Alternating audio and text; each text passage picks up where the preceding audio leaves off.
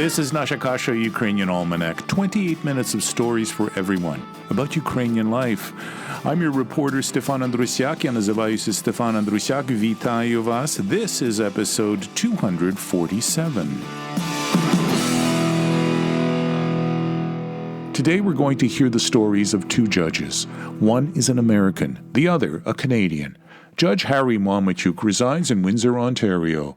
When I lived and worked in that city for the CBC, our reporters would regularly lobby to cover Judge Momotiuk's courtroom. I think you will understand why when we get to know him a little in the second half of Nasha Kasha. First, to the USA, and the story of Judge Futey. He's an American judge and a constitutional advisor to other countries building a democratic legal system and tradition from scratch. More recently, Judge Futey has written a memoir. It's entitled Moja історія досягнути недосяжну зірку. My story, to reach the unreachable star. In his book, Judge Futey writes, quote, "My life as a federal judge on the U.S. Court of Federal Claims commences in May 29, 1987. It has been a very rewarding and satisfying experience for over 30 years, not only adjudicating citizens' claims against the federal government and dispensing justice, but also having the opportunity to participate in rule of law programs in Europe, Latin America, and especially in Ukraine, the country where I was born. My dream became a reality. This is the story of someone living the American dream." End quote.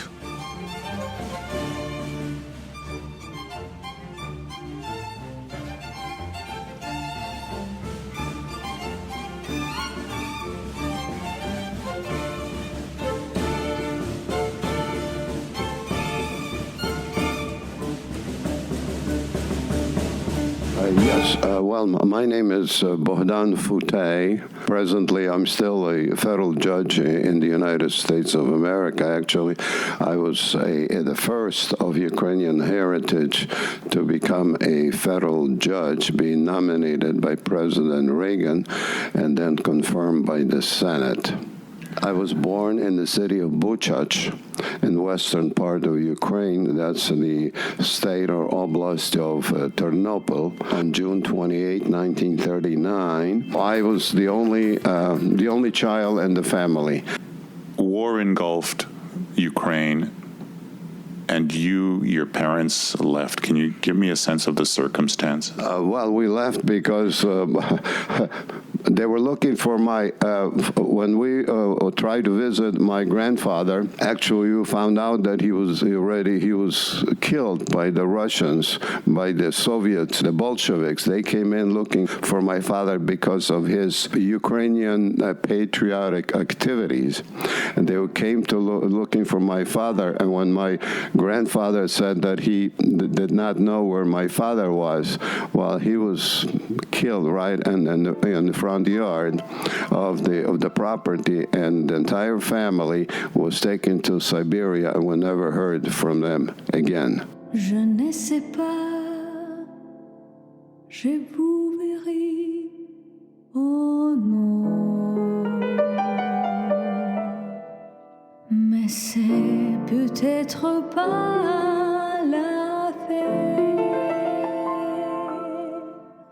We had to escape, and we started going with other Ukrainians, by the way, that were doing the same thing. And we went through Czechoslovakia, through that area, and remember some people really telling us, "Hey, why are you leaving? The Russians are our friends." The Germans pushed back the communists, and so we were able to escape. We went with them, and we wound up in Strasbourg, and then from Strasbourg we went to Berlin. My father went to the front. They took my father to the front.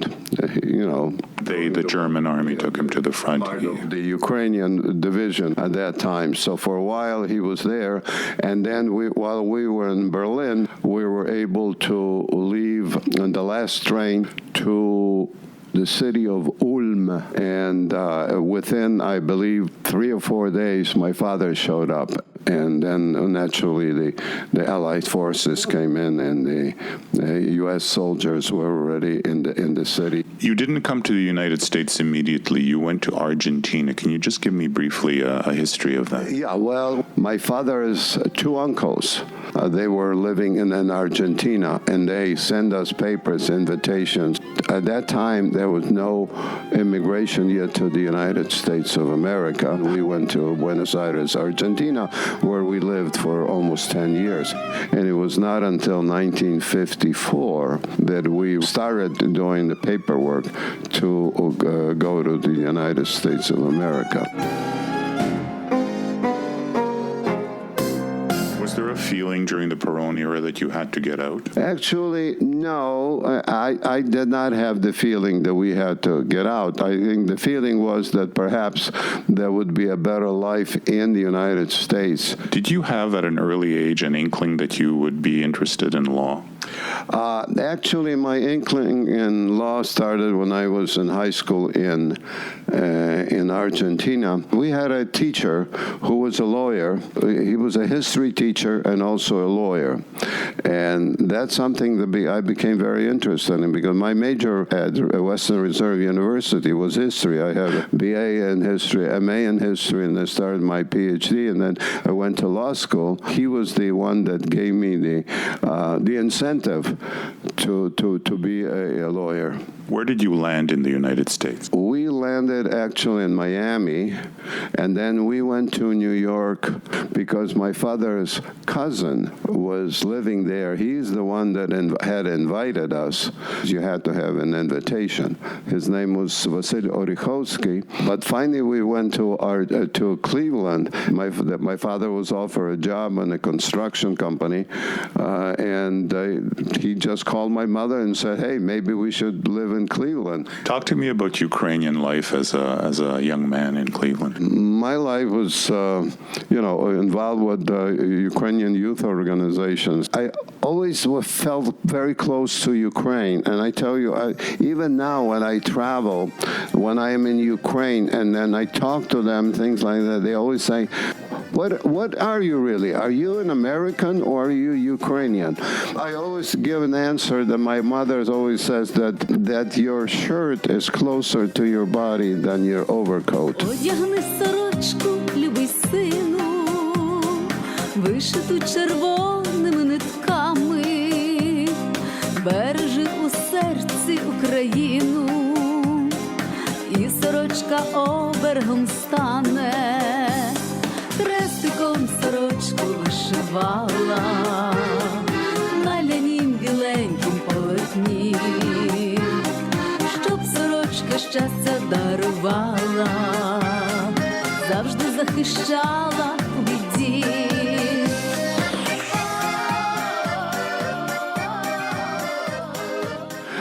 So I was always involved with Ukrainian doings. And then when I became a federal judge, the State Department started these programs, rule of law programs. There were over 2,000 judges that applied, and about 20 or 30 were selected. And I was one of those that was selected to do rule of law programs in Europe and the Soviet Union at that time. And the first program that I went to Moscow, when we arrived, there was no longer a Soviet Union. There was just that you had the Russian Federation and you had Ukraine already as an independent country and other independent countries. What's the corollary? Rule of politics?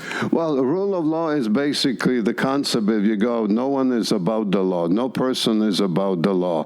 There is also a concept of separation of powers, right? So you have an executive, you have a legislature, and you have the judicial branch of government. And by the way, we're fortunate, Ukrainians are fortunate, because that concept already was present in 1710 and the Constitution of Philip Orlik. That started way back, and even some justices of the Supreme Court of the United States, Sandra Day O'Connor, at conferences, when they were talking about separation of powers, they said, well, okay, our Constitution came about almost 80 years after the Constitution of Philip Orlik. Orlik, and already they had that concept of separation of powers because they talked about a separate judiciary, as well as also the concept of private ownership of property. What made you learned enough in the law to become a judge? Do you run for judge for that position? I was a prosecutor for the city of Cleveland. So I was a prosecutor, I was executive assistant, I was the director of the bicentennial for the city of Cleveland. Is prosecutor an elected position in the state? No, it's an appointed position. I became involved with Republican politics. In 1980, when Reagan was running for president, I was very much involved, and I was an alternate delegate to the convention in Detroit. And after the convention, when Ronald Reagan got elected president, I received an offer from the White House. They offered me the position of chairman of the Foreign Claims Settlement Commission. I was part of the management team of the Department of Justice. And one day I'm sitting at the commission, and I get a call from the Attorney General and say, "Hey, Bodan, we have a meeting." So Ed Meese turns to me, the Attorney General, and says, "Bodan, why don't you become a judge?" I said, "Well, I'm waiting for a position in Cleveland, at the district court in Cleveland." And he says, "Well, we don't have anything not available, but we have in Washington, D.C." And I said, "Oh, okay." Let's get to Ukraine. You spoke about Orlik's constitution. How did you introduce yourself, or how did they ask you? How did that process begin where a newly independent nation is seeking advice? At that time, I was president of RUCH in the Washington area. RUCH means movement. RUCH means movement, that's right. But RUCH was the organization that was set up while Ukraine became independent. And so I had a chance to meeting some of the people that were involved, and they knew that I was a judge. They knew my involvement, and they started inviting me. The ambassador in Moscow, he flew me in. He was going to Kyiv on some event, so I went on a plane with him to Kyiv, and they invited me to be part of the working group on the Constitution of Ukraine that was adopted in 1996. Rule of law is part of the Constitution.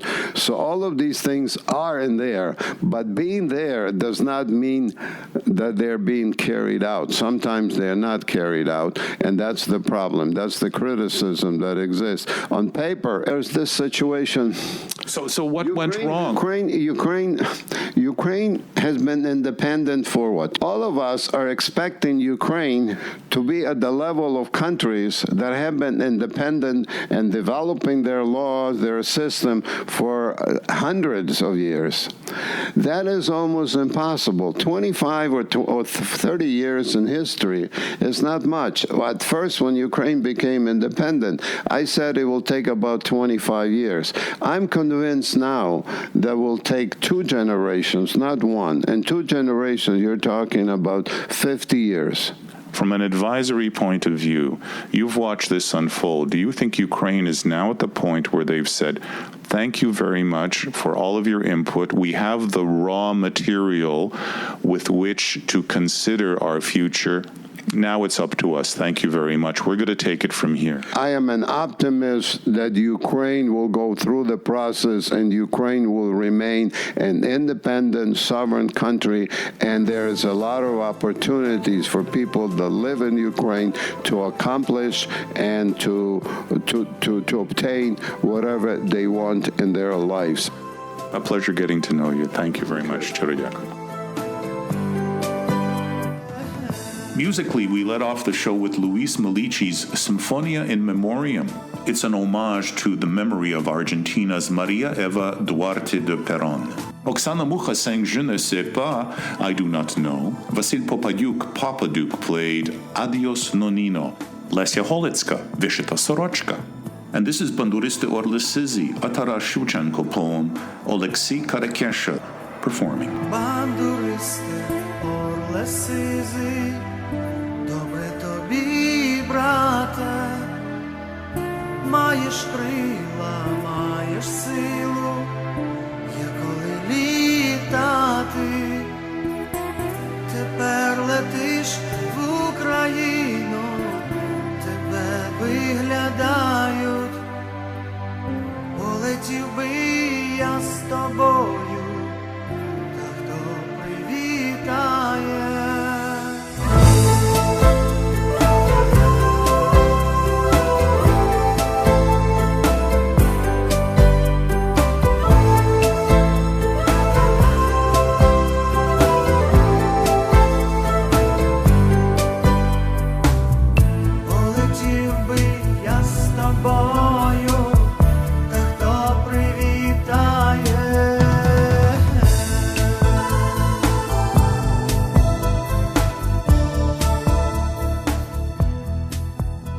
Hi, my name is Karen Momotiuk, and I am the host of Sounds of Ukraine at the University of Windsor Campus Radio 99.1 FM.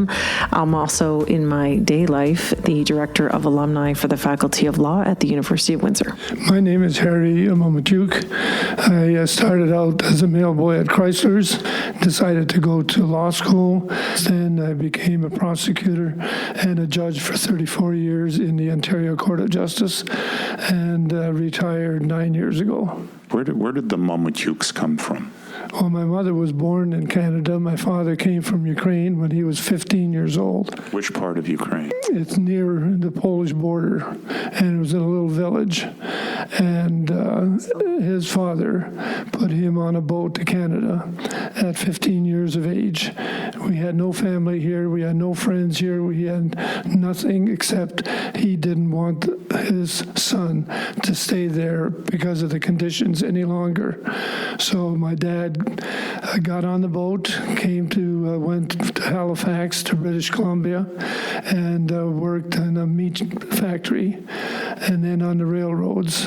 And then when they opened up the auto plants in Windsor, they hopped the trains and came to Windsor and started their lives here. What part of Ukraine's history was this in? Because they've experienced many troubled times. When was it that his father said, you need to leave even though you're 15? Well, he was born in 1910, so it would be 1925. The history goes back to my grandfather, Vasil and Karolina Turchin, and they had the first church service in their basement on Drouillard Road. My grandfather would make all the candles in his basement and drip, drip, drip, and we would take it upstairs, and they had a priest from Detroit come over and do the basement of their house? Yes. What made you involved in that community? Well, there was no question. I went to Ukrainian school every Saturday morning. I went to church every Sunday. I was an altar boy. And there was no question all families went to church.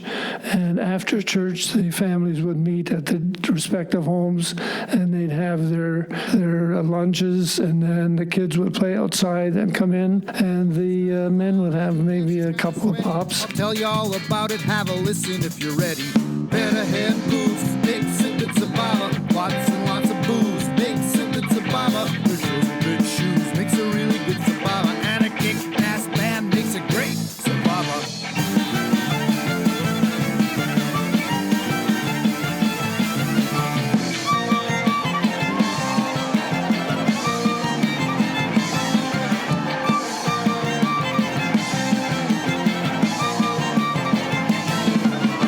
Saturday nights, they usually had a dance at the church hall. Was that where you met your wife? No, I met my wife when she was a nurse at the time she was working in Ann Arbor, Michigan, because her father was a doctor in the military in the Second World War. His family, the Momotiuks, they were Windsorites initially, and the aunts and uncles were in Detroit. What brought you into the legal profession? Well, it was all by accident. I never wanted to be a lawyer. And I just happened to get in at Chrysler's in Systems and Procedures and dealer planning. And then I was in charge of organizing the contracts and looking to set up dealers across the country. And when I started reading the contracts, that just read like music. And that's when I decided I wanted to go to law school. It's a very specific kind of mind that reads contracts and thinks they're music. That's true, but that's the way I saw it.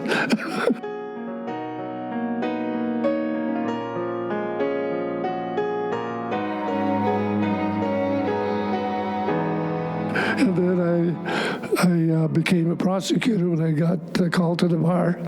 I didn't know this at the time, but the only reason they called me to be a prosecutor was nobody else wanted the job. And so I took it for a year and ended up being there 3 years. And then married Irene, who I had met at a Ukrainian graduates' dinner in Windsor. And I met her, and that was it. Nobody wanted the job, so you took it. So why was it so tough? What was it about being a prosecutor that wasn't exactly everybody's cup of tea? Well, I think they paid $3,000 a year was one factor. I told them what my experience was and Chrysler's, and they bumped it up to $5,000 a year. Then I went into practice. Then I got a call from the Windsor Star. Windsor Star came into my office one day and said, "We want to take your picture." And I said, "What for?" I said, "Well, you're a judge." So I called the Attorney General of Ontario office, spoke to this lady, told them I've got the Windsor Star here. They want to take my picture. They say I'm a judge. I said, "Never heard of you." So sent me to another woman. "Never heard of you." Sent me to a third woman. And finally this woman said, "Yes, there was a resolution passed last night. You are a provincial court judge." So they took my picture. So I accepted.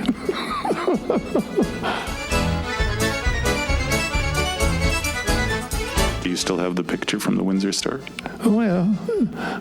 Dad he's very humble in his descriptions of things, but one of the things that I think he glosses over is how hard he worked. I used to joke that I was about 10 before I realized my father didn't have a desk attached to him because he was always working. It doesn't surprise me at all that somebody saw that in him and thought he would make a very fair adjudicator of facts, and he did a great job as a young lawyer. As a senior judge, I used to go and watch him when I was in high school. I used to watch him on days off at high school, and I was always captivated by law and legal profession and the way that the law could shape society and the way you could make a difference and the way you could, punish, but also redeem people when they had made mistakes. And, what you want out of all of that process is someone who's fair, and Dad was always that.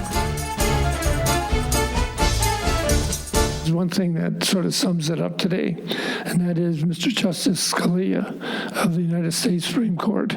And Justice Scalia said there were three things that you had to have for a good life, and that is hard work, your family, and your faith.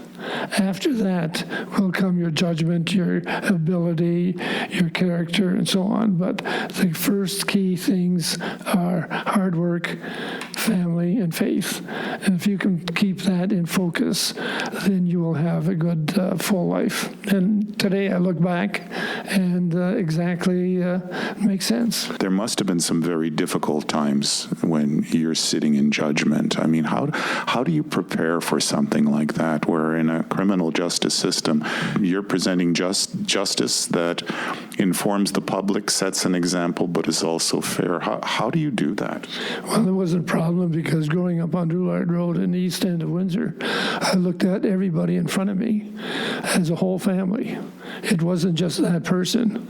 And there was behind that person a total family of sorts, of one good, bad, or indifferent, but behind that person was a whole history.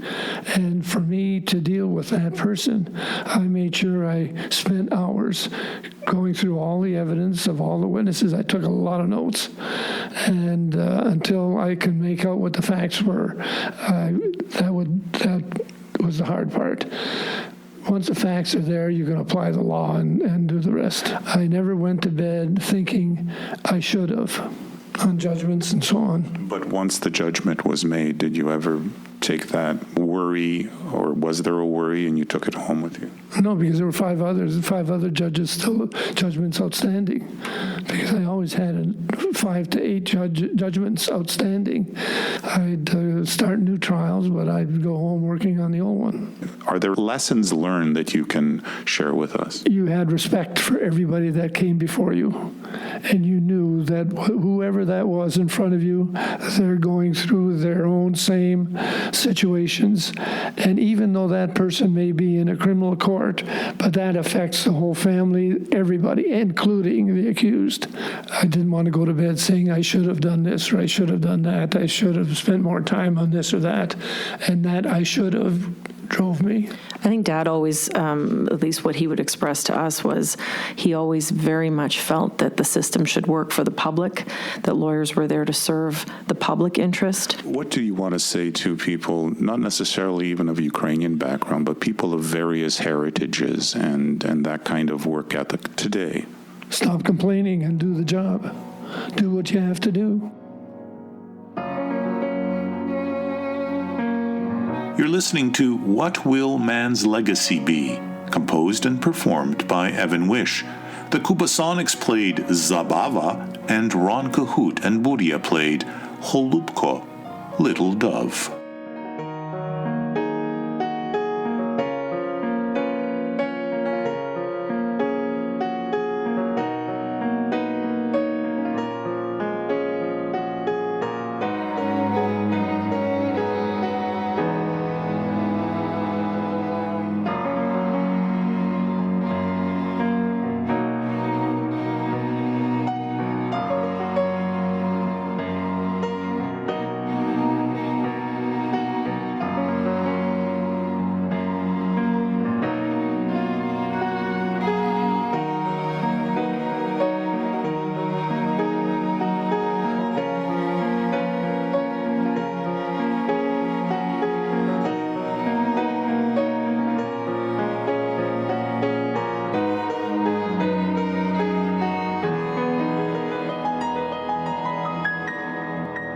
I'd like to gratefully acknowledge that partial funding for Nasha Kasha is provided by the Shevchenko Foundation and by the Ukrainian Credit Union. Nasha Kasha is also a podcast. There's an easy way to access it for free. Go to nashakasha.libsyn.com.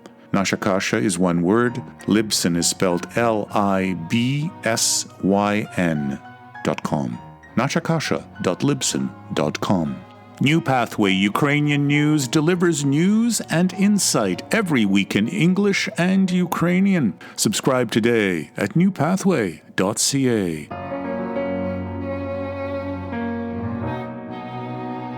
Back in a week, God willing. До милої зустрічі за тиждень часу, дорогі слухачі.